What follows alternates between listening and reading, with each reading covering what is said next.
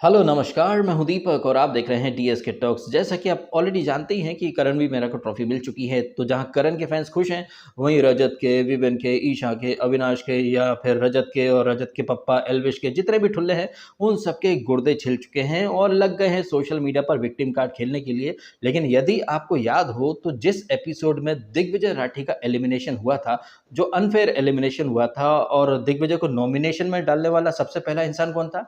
रजत दलाल। उस एपिसोड का अगर आपने मेरा रिव्यू देखा है तो मेरे स्पष्ट तौर पर शब्द क्या थे कि दल्ले के जितने फैंस हैं थोड़े दिन रुक जाओ, क्योंकि कुछ दिनों में तुम्हारे पप्पा का नंबर आने वाला है। तो वो दल्ला जिसने कि दिग्विजय को एलिमिनेट करने के लिए सबसे पहले उसका नाम नॉमिनेशन में डाला था श्रुतिका की रैंकिंग टास्क के बाद, अब वही दल्ला जो है वो भी सोशल मीडिया पर गुर्दे छिलाए बैठा है और उसके जितने फैंस हैं अनफेयर हो गया, अनफेयर हो गया। अब यहाँ पर एक चीज जो कि अच्छे तौर पर एस्टेब्लिश होती है वो चीज ये है कि कर्मा का जो थप्पड़ है वो जब दल्ला और दल्ले की जितनी आर्मी पर पड़ा है तो वो लोग बौखला चुके हैं। ना सिर्फ रजत दल्ला बल्कि विपिन डिसना और उसके फैन तो भाई नेक्स्ट लेवल के दोगले हैं। जैसे ये विपिन डिसना दोगला वैसे ही दोगले उसके फैंस। ये सारे विपिन डिसना के जितने फैंस हैं, आप ये इनके कुछ स्क्रीनशॉट वगैरह आप चेक कर सकते हैं। ये लोग कह रहे हैं कि करण फिक्स्ड विनर है, मेकर्स बायस्ड हैं, स्क्रिप्टेड हैं। लेकिन ये ओसीडी के जितने भी दोगले फैन है ना इस डिसेना के, जब इनके पप्पा विपिन डिसना को डे वन से फिक्स्ड फाइनलिस्ट बना दिया गया था ग्रैंड प्रीमियर में लाकर ही, तब किसी को शो फिक्स्ड या फिर स्क्रिप्टेड नहीं लगा था।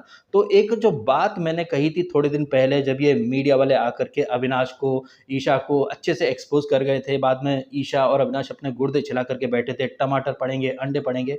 उस एपिसोड का जब मैंने रिव्यू करा था तो मैंने एक कोट आपके सामने मेंशन किया था, जिसकी कुछ लाइनें थी कि इंसान अपने लिए सबसे बड़ा वकील और दूसरे के लिए सबसे बड़ा जज बन जाता है। जब दिग्विजय का एलिमिनेशन हुआ, अनफेयर एलिमिनेशन हुआ, तब सारे अविनाश, ईशा, विवेन और रजत के फैंस खुशी मना रहे थे। लेकिन जब वही चीजें घूम फिर करके इनके ऊपर आ गई हैं, एक लाइफ का सर्कल, एक कर्मा का सर्कल कंप्लीट हुआ, तो भाई साहब ये लोग बौखला चुके हैं। तो ये रजत के या विवेन के फैन कितने दोगले हैं।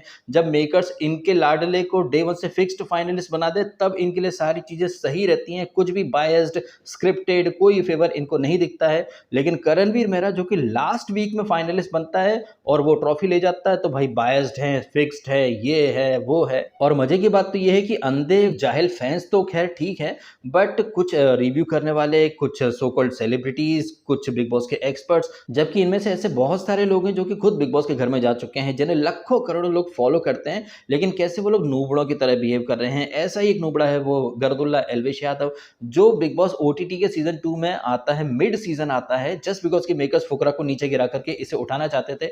तो जब मेकर्स इसको जिता दे तब सब कुछ सही रहता है, कुछ भी अनफेयर नहीं रहता है। लेकिन जब इसी गर्दुल्ले के दूसरे चेले को, लवड़केश कटारिया को, मेकर्स बगैर वोटिंग के हटा देते हैं तो मेकर्स अनफेयर हो जाते हैं। तो आप देखें कि ये एल्विश भी कैसे अपनी जो जाहिलों की आर्मी है उसे यूज करता है। उसे अच्छे से पता है कि सब कुछ मेकर्स के हाथ में होता है, इसके बावजूद वो अपने कोटे से किसी एक को भेजेगा, फिर उसके लिए बाद सोशल मीडिया पर माहौल बनाएगा। मुझे तो लग रहा है कि ये गर्दुल्ला एल्विश जो है उन कंटेस्टेंट के साथ एक डील करता होगा, क्योंकि आप जानते ही हैं कि ये कंटेस्टेंट जो कि शो के अंदर रहते हैं उन्हें अच्छा खासा पर वीक का लाखों रुपए मिलता है। तो ये एल्विश यादव उनसे भी अपना कुछ कमीशन वगैरह रखता होगा। और कोई आश्चर्य की बात नहीं है, ये एल्विश और ये रजत दल्ले के जितने फैंस हैं जो कि अभी आरआर कर रहे हैं, विक्टिम कार्ड खेल रहे हैं, मेकर्स को ब्लेम कर रहे हैं, हो सकता है कि बिग बॉस ओटीटी का अगले सीजन में ये लोग फिर अपने कोटे से किसी एक छपरी को भेज दें, फिर उसके लिए वोट अपील करवाएं, फिर बोले कि भैया मैं 10 वो आईफोन दे दूंगा, 100 आईफोन दे दूंगा। कैसे मतलब लोगों को रिश्वत दे रहा था ये रजत दल्ले का दल्ला सोशल मीडिया पर। मतलब जैसे पॉलिटिशियन एक वोट के लिए 500 रुपए देते हैं, लोग 500 रुपए में बिक जाते हैं, उसी तरह से ये एल्विश यादव जो है वो अपनी गंवार और जाहिलों की आर्मी को एक आईफोन में कहीं ना कहीं खरीदना चाहता था। और इसके जो गर्दुल्ले फैन है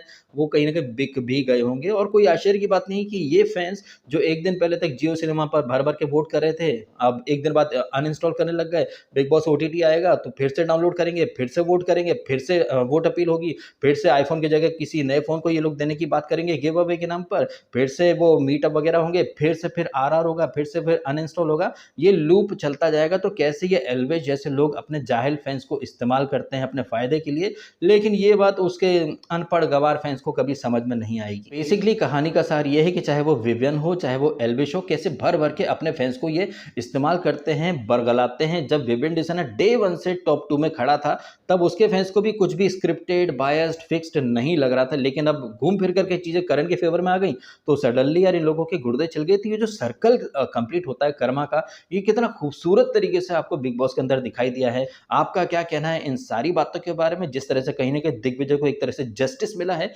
उसके साथ जब गलत हुआ था, जो लोग उछल रहे थे, अब उनके साथ भी गलत हुआ है। तो यूनिवर्स का, कुदरत का एक अलग ही सिस्टम है चीज़ों को एकदम से एक लेवल पर लेकर के आने का, न्याय करने का। तो ये जो कुछ भी हुआ है, मैं तो इसे भाई कुदरत का न्याय ही मानता हूँ। आप इस चीज़ को कैसे देखते हैं? आप भी कमेंट करके अवश्य बताइएगा। फिलहाल आपने समय निकाला, वीडियो देखा, आपका बहुत-बहुत धन्यवाद। Thank you so much.